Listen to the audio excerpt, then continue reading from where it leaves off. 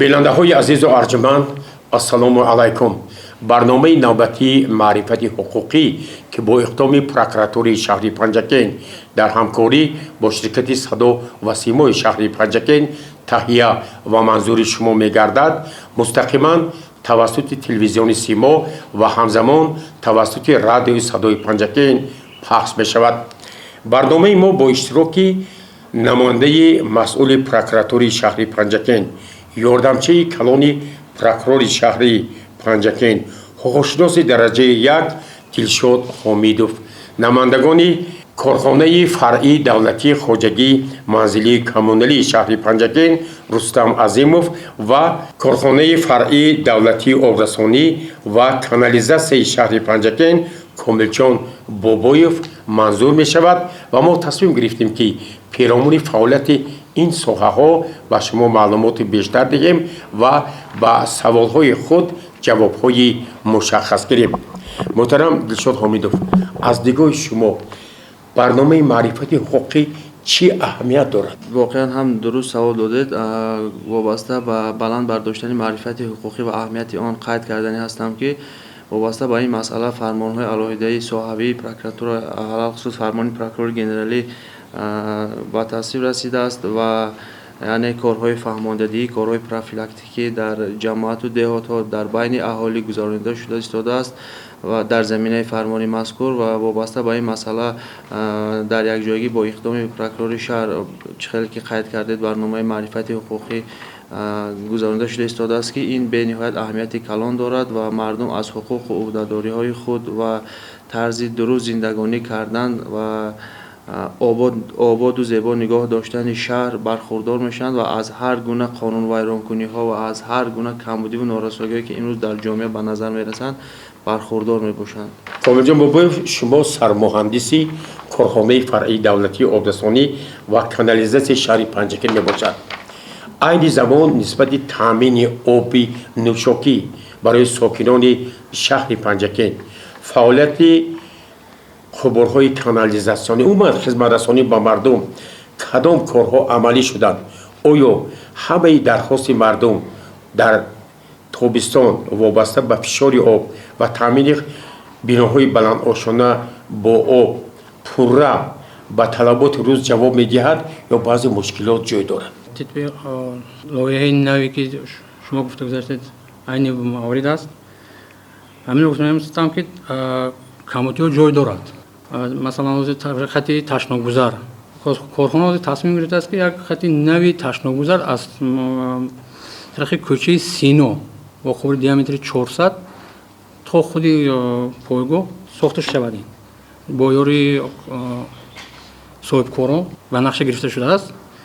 این رو خدا همین سال سر می‌کنیم. اون توربویی که فرسوده شده بود سالهای 60 عصر گذشته تا هر وای استفاده شده بود از بای می رود. اون قبرهایی که نوید و استفاده داده می شود تلفات آب گم می شود، فشار آب بالا می شود و مردم خدمت رسانی با بهتر و بهتر می گردد. مسئله نصب آب چینکنک‌ها چه نقشه هست؟ و نقشه گرفته شده است. حاضر این زمان زیاده از 1000 عدد فعالیت کرده شده است و یکونی منظور دیگر نقشه داریم نصب کردیم و برای بهتر نمودنی آب نوشابه و همین اسراف آب در پنجکین زیاد یا کم؟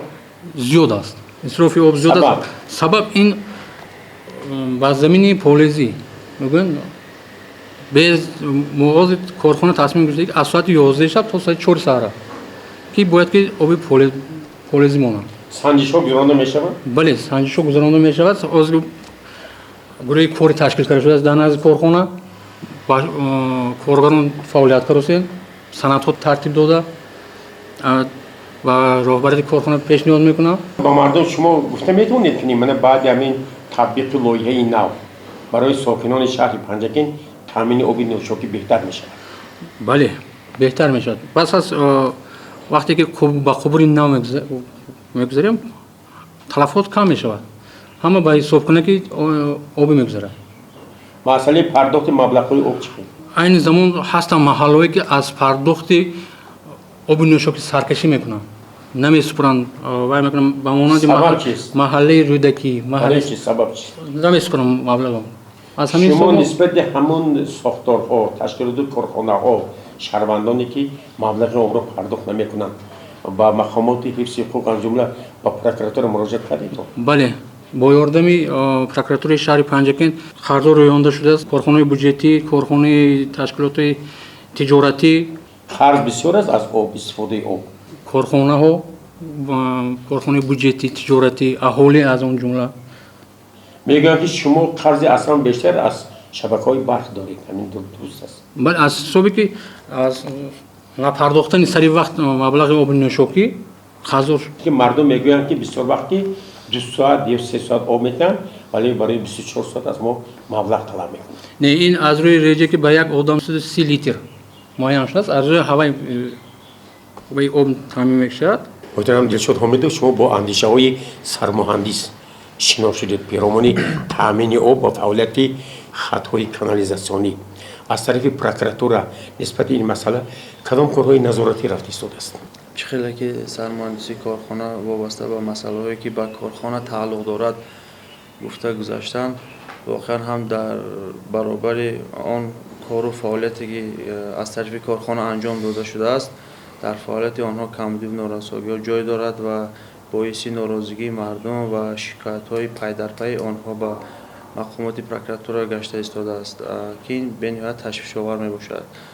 خیلی که به همگان معلوم است آب در آب نوشابه در حدود شهر پنجکن به یک مشکلی دائمی تبدیل گشته ایستاده است و این اساساً بیشتر از طرف بعضی نفرانی که در زمین‌های نزداولیگی خوش خیلی قید کردن آب نوشابه را همچون آب پالایزی استفاده می‌برند، وقت و ساعتی مقرر شده را صرفه‌کارانه استفاده نمی‌برند و از کم فعالیتی مسئولین کارخانه اداره آب استفاده برده به عمل‌های غیرقانونی یعنی خودسرانه آب رو گرفته، خبرهای داخلدار رو خودسرانه ویران کرده، خطهای آبی علاهیده به منزل‌های استقامتی خود بردند که باعث درست تقسیم نکردن آب در بین اهالی گشته ایستاده است و ناراضگی مردم گشته ایستاده است که این به نهایت تشویش‌آور میباشد و یکی از پرابلم‌های اساسی در فصل تابستان است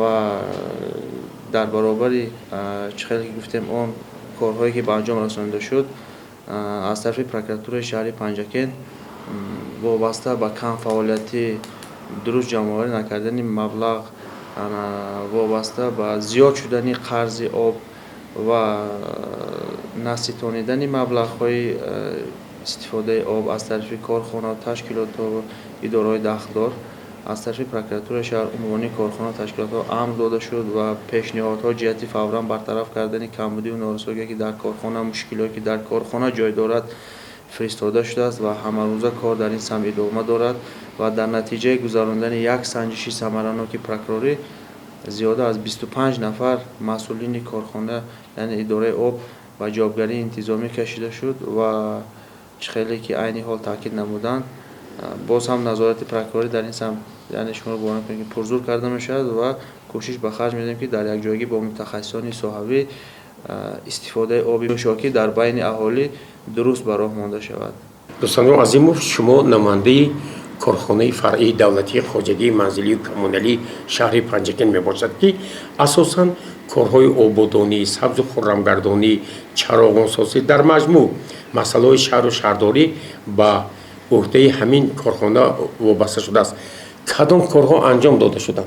چی باید کرد که پنجکن با آباد شود، زیبا شود، مردم مدنیت شهرداری را رعایت کنند؟ کارخانه دولتی فرعی خواجگی منزلی کمونالی شهر پنجکن همه روزه از پی آبادانی، کبودزارکنی، ریوبچینی کوچه ها، برداشتن پرداخت ها، خدمت رسانه‌های کمونالی شده ایستادند و در همین سال بسیارتر برای بهتر کردن اصلا 78 نقطه پرتویی موجود می باشد.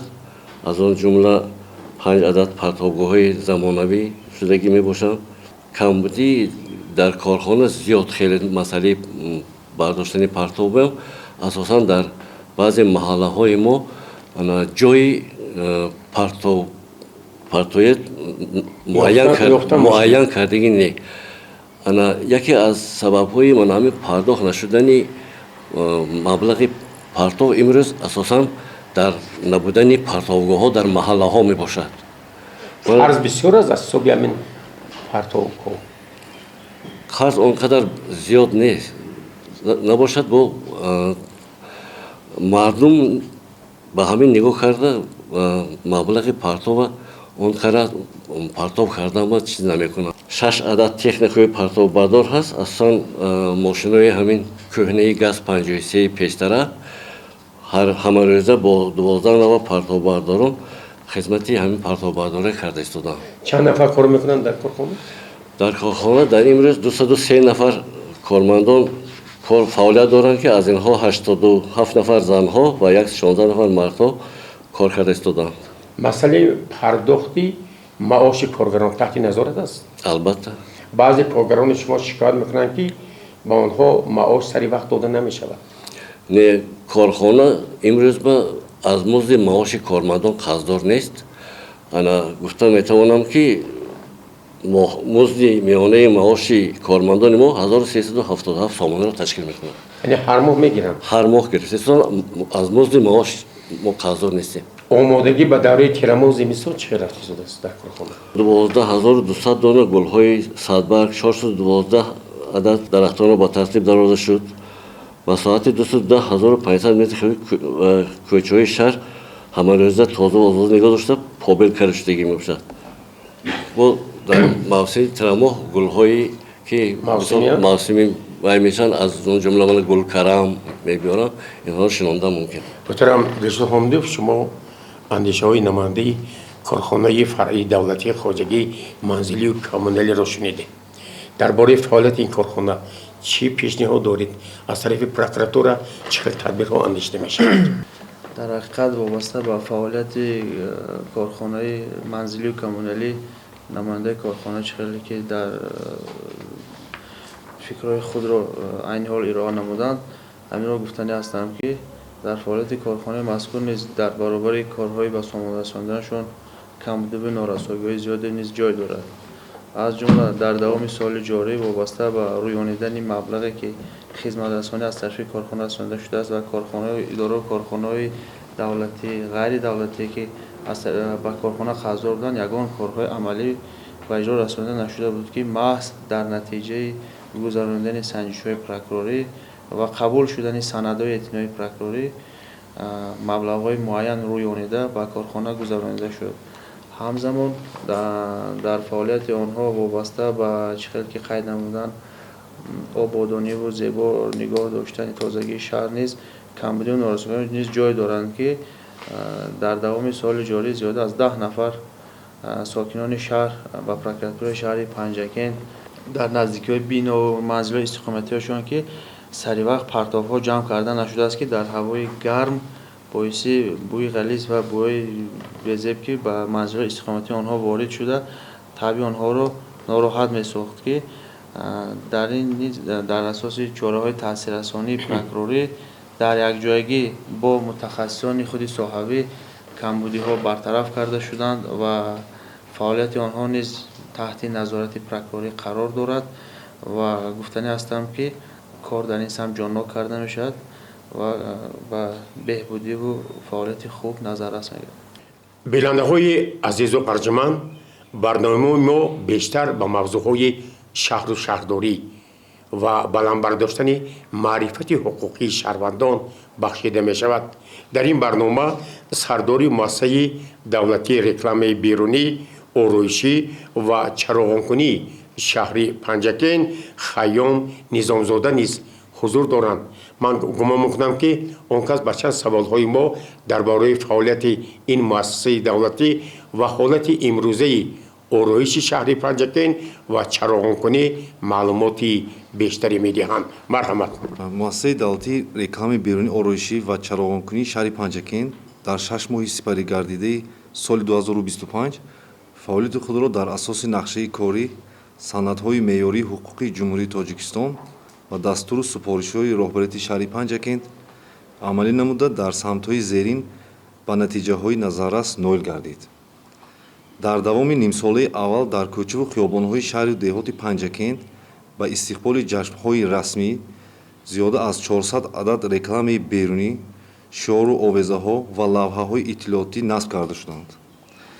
ҳамзамон ба ифтихори сафари меҳмонони олиқадр ороиши махсуси маркази шаҳр ба роҳ монда шуда, кӯчаву хиёбонҳои шаҳру деҳоти Панҷакент бо баннеру порчаҳои таблиғотӣ оро дода шуданд. Бо мақсади тарғиби арзишҳои миллӣ ва такмили ҳисси ватандӯстӣ дар сутунҳои хиёбони рӯдакӣ 80 адад элементи ороишии миллӣ сутунҳо бо тасвири парчам, нишони давлатӣ, харитаи Ҷумҳурии Тоҷикистон ва рамзи сараз насб карда шуданд.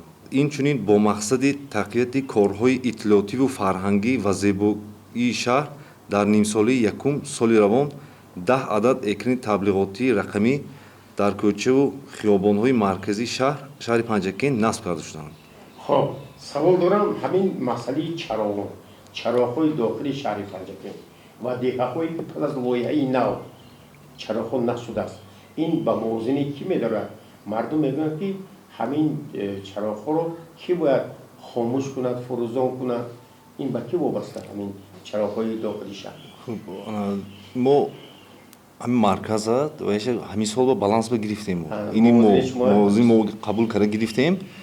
аз ваи роҳ буд, мувозин роҳ буд, мо қабул карда гирифтем. چرا در بعضی کوچه‌ها شب چراغ‌ها فروزان، در بعضی کوچه‌ها چراغ‌ها خاموش؟ این یگان نظامی автомативӣ این چی؟ ини кӯчаҳош ҳоли мо қабул кардаги нем. ҳозир мо қабули мо фақат аз хиёбони рӯдакӣ, аз ҳамин қавола, даромадгоҳи қавола то қисми ҳарбии 0203 қабул кардагӣ ҳамҷа. این اغرایش شما در همبستگی با کی شهر اغراش میشه؟ با شعبه‌های معماری با اداره‌های شهرداری کدامش شما موافقه میکنید؟ موافقه میکنیم با معماری شهر موافقه میکنیم. بعد اصلا موافقه میکنید؟ یا اون قانون‌شکنی‌ها هستن نفرانی که به فعالیتش با مانع ایجاد میکنن، مثلا همین شعار آویزه‌های که شما نصب میکنید یا میربایند یا اینکه میدرونند. حالا حادثه هست؟ نه حادثه خیلی حال نداریم. برای اینکه ما میبینیم بعضا در ایستگاه‌ها بعضی دفعه نادرست نوشته شده است، در بعضی جاها میبینیم که همین مسئله ها باید تحت نظارت باشد، بعد همین زبان دولتی، زبان تاجیکی رعایت میشه. میشود موافقه با شعبه ایدئولوژی خودم. ایدئولوژی خودم. بعضی مغازه‌ها، کوچه‌ها با مثلا نام‌های غیر تاجیکی این با مؤسسه شما تحت دارد یا نه؟ همکاری میکنیم ایدئولوژی. توصیه میتونم که باید در مورد اول زبان تاجیکی باشه. ایدئولوژی خودمو چی توصیه میتونم ما همین چیزی نظارت کرد پیش میبریم. چی نقشه هست در نیم سال دیگه برای باز هم آباد و زیبا، خوشتر، چراغون کنی شهر پنجکن؟ حاضر المنتایی که هست با 25 عدد 26 عدد دیگه حاضر آمادگی با آماده کرد شهر باز زیباتر کنیم. این تشکر. دلشاد حامدوف نسبت فعالیت این مؤسسه دولتی چه اندیشه ها دارید؟ این یک ساختاری نو است. وظیفه اون شهر پنجکن را آباد، زیبا، خوشتر و چراغون کردن است. در حقیقت عین حال راهبری مؤسسه دولتی مذکور وابسته به فعالیت کارهای به انجام رساندنشون قید کردند و من نیز همین را گفتنی هستم که از طرف مؤسسه دولتی مذکور یک قطار کارها به سامان رسانیده شد و همزمان کارهای نظررس نیز به انجام رسانیدند، لیکن آن کمبودی و نارسایی که عین حال در فعالیت این مؤسسه نو تشکیل جای دارد باید ما گفته گذاریم که سری وقت و فوراً برطرف کرده شود. یکی از این کمبودی‌هایی که عین حال از طرف خودی مسئولین کارخانه مذکور گفتن نگذاشتند، این آن چراغک‌های راهنمایی که در خیابان رودکی تیز از فعالیت باز می‌مانند و باعث به میان آمدن صدمه‌های نقلیاتی شده ایستاده است و تنبشوی راه‌های نقلیات به میان آمده ایستاده است. می‌خواستیم که همین کمبودی هر چیز زودتر و تیزتر از بین برده شود و که باعثی ناراحت شدن رانندگان گردیده ایستاده است و به میان آمدن مناقشه ها در بین راه در خیابان رودکی و تنبشوی نقلیات، صدمه های نقلیاتی به میان آمده ایستاده است. این اساساً از فعالیت باز موندن چراغک‌های راهنمایی که علل خصوص در همین خیابان رودکی نصب کرده شده است. در نزد بازار مرکزی، در کوچه‌هایی که در داخل خیابان رودکی هست، همین چیزها برطرف کرده شد، باز خوبتر و بهتر میشد و ما در همکاری با مؤسسه دولتی مذکور همه روزا جای دارد و چی مشکلی که از طرف کارخانه به میان آمده است آماده هستیم که دستگیری کنیم و اون کمبودی که در فعالیت آنها هست برطرف سازیم در یک جایگی. من از نام کارخانه دولتی فخری خواجگی منزلی کمونیته شهر پنجکین با تمام شهروندان شهر پنجکین باستانی التماس میکردم، خواهش میکردم که پرتاب‌های خود را در وقتش در وقت‌های معین کرده کارخانه و با بیرون پرتافتن و پرتاب‌ها از پرتابگاه نپرتاب کنند التماس میکردم. شهروندان ما بسیارتر من همین با همین اعتبار نمیتونم، همین کجایی که خواهند همونجا پرتافتن میگیرن.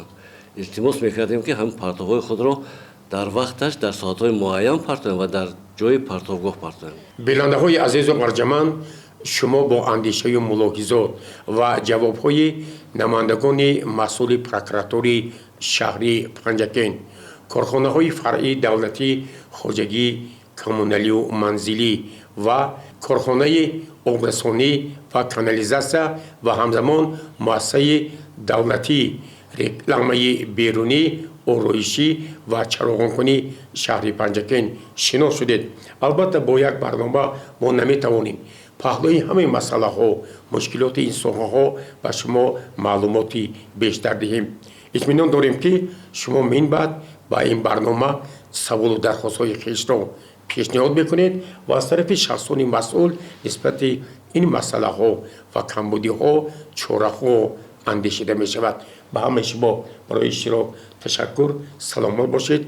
تا برنامه های نوبتی برای بیننده های ارجمند نیز موفقیت، خانه آباد و امید میکنیم که پنجکین همچون شهر ما، همچون خانه ما با کمک همه شهروندانش باز هم آباد و زیبا گردیده به یکی از شهرهای زیبای تاجیکستان و مکان دوست داشتن سیاحان داخلی و خارجی تبدیل می‌یابد. سلامت سربلند باشید.